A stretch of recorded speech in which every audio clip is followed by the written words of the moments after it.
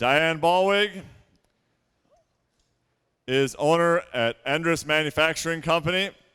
And if you look at board of directors or boards of nonprofits and different organizations in Madison, we can't even count the number of boards and organizations that Diane is involved with.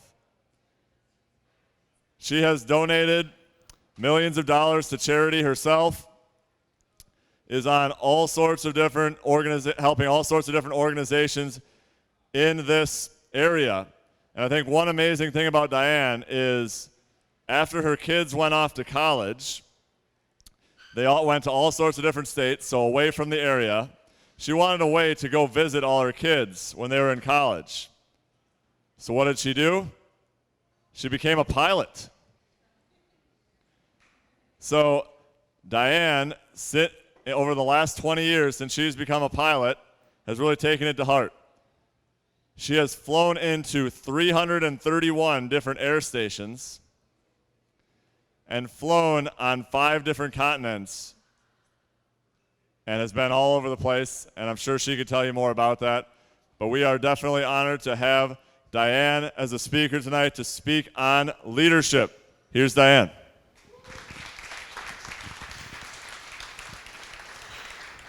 Thank you. We're going to have to talk really fast because 20 minutes goes fast, and I wish that we were a panel because everything that the other speakers have said, there's so many things that I'd like to repeat and feed back to them. It's been very, very interesting. Number one, I wish I had a muscle man picture like Luke did to put up in the front, but I don't quite have that. And when you talked about wealth, there's a line I remember that I think you would agree with, and it says, don't try to be a person of wealth, try to be a person of value. I also think so much of, the story that Mike gave about his family, and I told him a little bit that I did this retreat. It was a 10-day long retreat, and it's very intense. It's called the Hoffman process, and it's a retreat to get to know who you are and what your strengths are and what you're good at. And they tell you that there's 4 parts. I'm just going to tell you 2 things. There's 4 parts to every person. There's your emotional self. You know what that would be. There's your spiritual core, which just means what is it that you would be willing to die for? What do you really believe in? There's your intellectual self that makes decisions, usually analyzing material and data. And those 3 things are housed in your physical body. And you need to pay attention and take care of all of them. And I remember that all the time. And when Mike was giving his talk, that was coming back to mind. Another thing that they taught you at the Hoffman process, which also got brought up, was that on your left shoulder, there's this nasty, just picture the most ugly, irritable little elf that you can possibly imagine that sits on your shoulder. And he's the one that tells you all the bad things like, oh, you're too stupid, you know you can't do that, or you've always wanted to lose weight and get fit, but you can't do it because you just don't have the willpower to do it. And whatever it is that's negative that you want to do, it's that little voice that you hear, and you learn when you hear that you just whack him off your shoulder. And those kind of little messages help along the way when you're faced with lots of situations. I also, when you said something about you could jump out of a plane, I've done that. I've gone skydiving and jumped out over Lake Michigan. And when I was up in the plane and jumped out, you could see the skyline of Chicago and Milwaukee at the same time. We were over the lake. It was beautiful, and yet you could see the Wisconsin countryside. So if you ever want to go skydiving, you can talk to me about that. You have to have courage. My mother looked at me and said, what the hell are you doing now? And my mother is 91, and I said, Mom, if George Bush can do it at 90, I can do it, at my age. So you each have a little bag by now. And so the first quote that's up here, I'm going to do 6 quotes, is from Confucius. And the way that I always say it very easily is, what you say, I forget. What I see, I'll remember. But what I do, I know. And so we're going to do some things now because you're probably getting tired of sitting. So don't mess up the envelope too much because I put everything in order. But there's an index card in there. and I wonder if you have a pen or if you can borrow a pen.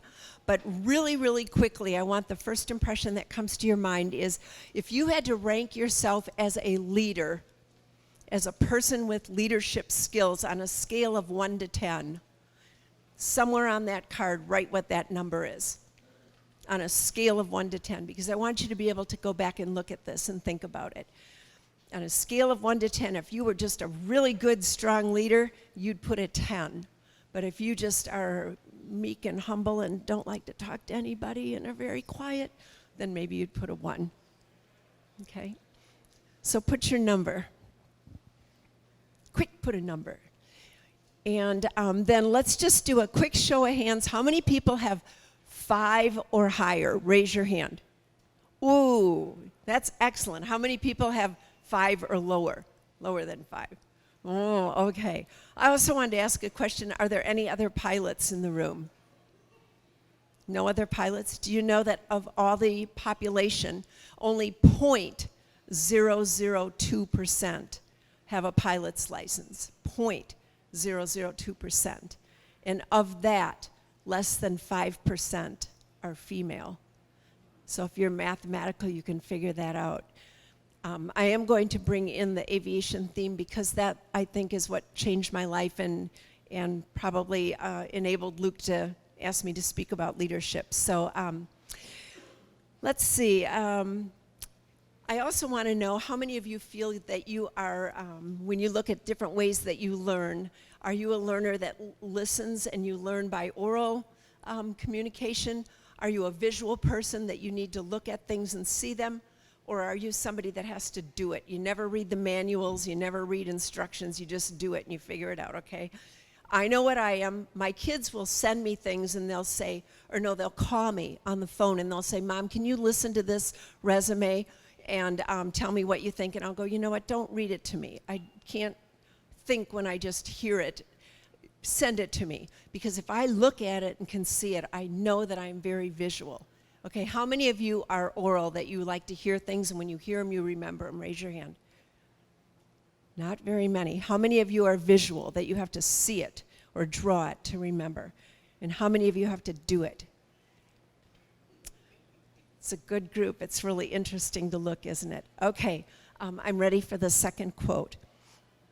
So, hang on to that little card, but you have these quotes in your bag, and I'm going to tell you what to do with them later, so you can remember them. But you also have some other things in there, candies, and the first thing we're going to look at is the roll of Smarties, and this will all kind of come together within 20 minutes.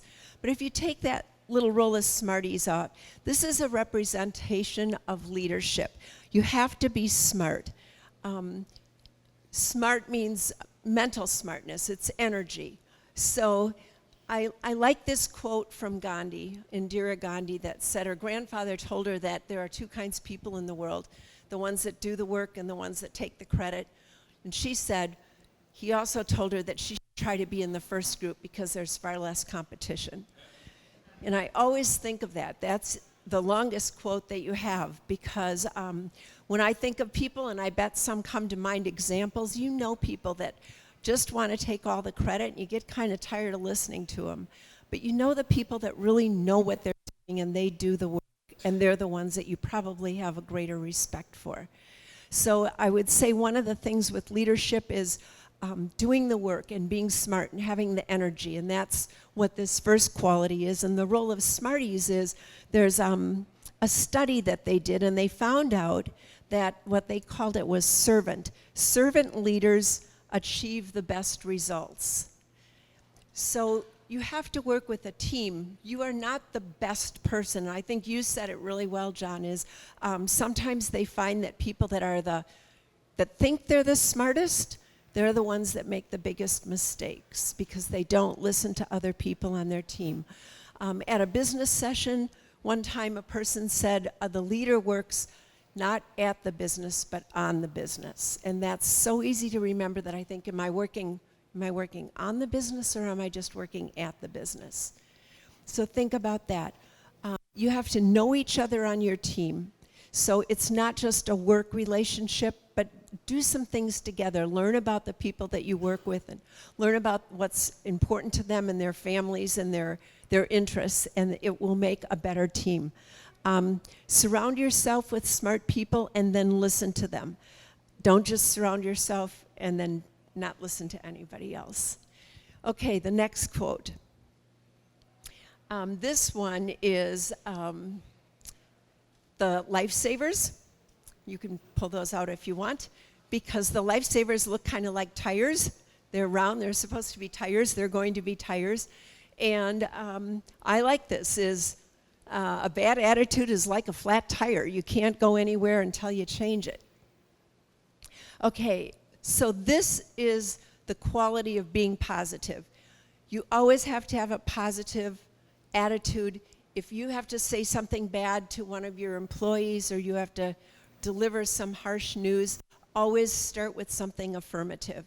That's one way that you will be able to get their attention and let them know that you are still a positive person and you're on their side. There's a company that I read about, and they have a quarterly meeting, and it's called the Mistake Meeting. It's about lessons that they've learned, and they call that their Dare to Try meeting. And people tell what they learned from their Dare to Try meeting. And sometimes those are better lessons than just the success stories.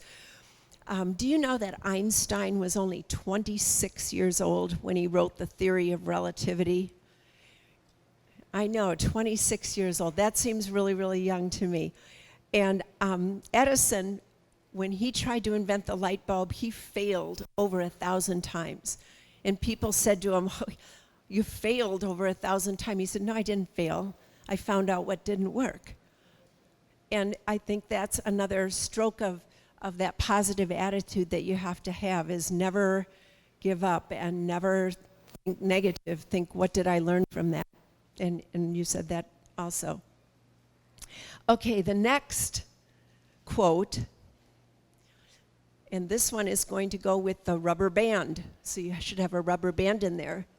An open mind and a spirit grow with the space in which they are allowed to operate. And Kraft Erke was a rocket scientist, a U.S. rocket scientist. So we have quotes from people all around the world here. This rubber band, you can pull it a little bit, but what do you notice about that? What is that rubber band does that a leader needs to do? Stretch, I heard, and it's flexible, right? It's not rigid and holds one shape, but it's flexible and it stretches. As a good leader, and I think Edison and Einstein are very good models of that. Even when things didn't work, they didn't give up, they just kept trying new things, and they stretched what they thought they could do. And that is an example of a good leader. There are other companies, and I can think of the ones I wrote down were Kodak and IBM and retailers that thought they would never go out of business or never be replaced or nobody could compete with them. And look at what Amazon is doing. And look at how many stores are closing, even in Madison. And Kodak. People don't even have cameras anymore. They just use their phones. But at the time, those were the leaders that thought they were so smart that nobody could ever change their success story. Another good question is when somebody asks you, and I apply this to my business too. I'm in a family business that's 93 years old. And when somebody says to you, why do you do things like that? Or why does the business do things like that? Do you ever hear yourself say, do you know what I'm going to say? That's how we've always done it. I know. Do you have that in your business? No. Yeah. My grandfather started the business. It's Endress Manufacturing Company. It's a steel construction business in Waunakee, Wisconsin. We build large buildings like churches, hospitals, schools, university buildings. We do the steel structure that's usually hidden when the building is done. We did the steel in Overture Center, the Children's Hospital, lots of buildings. I walk around and I look at them and I know the interior and the underneath because I go walk the construction site before the building is all closed in. He started it 93 years ago. My dad took over. My son is now the president, so it's in the 4th generation. Less than 2% of family businesses make it that long. Lots of times we hear that is, well, we've always done it like that, and we really had to fight that because it's hard when it's a family, because you're kind of arguing with people that you're supposed to be close to and love, but you have to make business decisions, and business and family are two different things in that case. But don't let yourself say, well, that's how we've always done it. If you say that, ask yourself if it's still working or if that's a good answer. So that rubber band stands for flexibility and being able to stretch a little bit. Another way to think of it is, do you focus on risk rather than opportunity? Lots of people see the exact same situation, and some people look at it as a risk and some people look at it as an opportunity, and you have to know how to balance those out. Okay, the next quote. And this one's going to be the gum. And you're going to wonder how it goes with that, is what good are wings without the courage to fly? Okay, so this is where the aviation stuff is going to come in, but I was thinking, how can I interpret that? Okay, the gum means maybe you have a problem or an issue, or somebody brings you a question and you have to chew on it, okay? And when you stick some gum in your mouth, can you picture that? It tastes really good when you stick it in your mouth and you get this fresh flavor and it kind of livens up your mouth and all that. But when you chew it for a while, then what happens? It loses its flavor and it gets kind of hard to chew, that you feel like you're working on it to chew it. And then what do? You spit it out. Okay, it's sort of like that with gum too, with new ideas. Sometimes you have to put it in your mouth and wow, it's a fresh idea and you have to work on it and it's really good and all that, but it's that same thing. You can't keep doing things the same way over and over if it's lost its flavor and it's lost its helpfulness. Spit it out, take a new piece of gum or something. But we're going to transition a little bit because that piece of gum is really going to be a set of wings, and we're going to make a little plane to show you and represent a reminder, a takeaway. So the next quote. I am a pilot, and it took a lot for me to get my pilot's license. I was a special ed teacher. I was a music teacher for many, many years. As Luke said, when my kids started to grow up and go away to college and my parents went south, I wanted an easy way to go visit them. So I didn't start working on my pilot's license until I was older. This sounds kind of weird, but I was so busy being a mom and working on the business, and I was on a lot of boards, and I was teaching music full-time, that I didn't want people saying, well, when are you going to be done? Do you have your license yet? Are you almost finished? How'd you do? So I went to the airport in Middleton, Maury Airport, and I took lessons, and I didn't tell anybody. Nobody. My family didn't know, my mom and dad, my husband didn't know. I took lessons because they were all gone all day, so I went out and took lessons and just did it when I had time in between everything else. And then one Sunday, they used to have this article in the Sunday paper, State Journal, and it was called Know Your Madisonian. And they interviewed me, and at the end of this interview, the lady looked at me and she said, is there anything that people don't know about you that they would think was interesting? And I took a swallow, but it was June, and I knew that I had to finish it up. I was getting real close to getting my license, and the kids were out of school, and they were going to find out pretty soon anyway. And I said, well, I almost have my pilot's license. And she went, really? And at the very end, the whole article and all about other things, at the very end it said, oh yeah, and she's almost got her pilot's license. And I didn't tell anybody, and everybody in my family read it on the Sunday paper when they were sitting there reading it, and it was a big surprise. So I have my African pilot's license, and I've done a self-fly safari. My son was in the Navy in Tokyo, Japan, and I went over to visit him and rented a plane and flew around the summit of Mount Fuji. I've logged time on 5 continents. I flew along the coast of Sydney in Australia and over the volcanoes of New Zealand. And the story that I will tell you is I I have flown around the United States. I have a plane at Madison, at the Madison Airport. I teach aviation at Edgewood High School right now to high school kids and talk to them about careers. But I went to Reykjavik, Iceland. I fly there commercial, and then I rent a plane when I get there. And I went out with an instructor, and I said to him, and he was, I had made this arrangement before I went to Reykjavik. So when I got there, I went at the assigned scheduled time, and he looked at me, and I was thinking, you know, he was a tall, very handsome, very fit, truly attractive young gentleman. And he probably looked at me and went, oh my God, I got this old lady coming to take a flight lesson. And I got in a plane, and he didn't give me a hard time, but he didn't give me the controls very fast.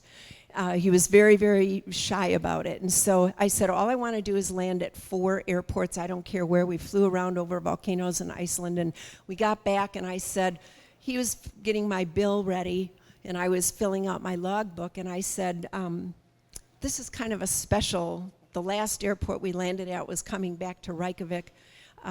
Could you sign my logbook or something, or do you have a stamp or something? And he said, why is this special? And I said, well, this is my 300th airport that I've landed at. And all of a sudden he looked at me, and there was this new recognition, which I think you get being a leader by just doing your work. And he said, you know, I'm trying to accumulate hours because I want to fly as a commercial pilot for Icelandic Air. I think in my career I've maybe landed at 7 airports total. And all of a sudden he had a new respect for me, even though I'm just a private pilot, but he knew that I had experience.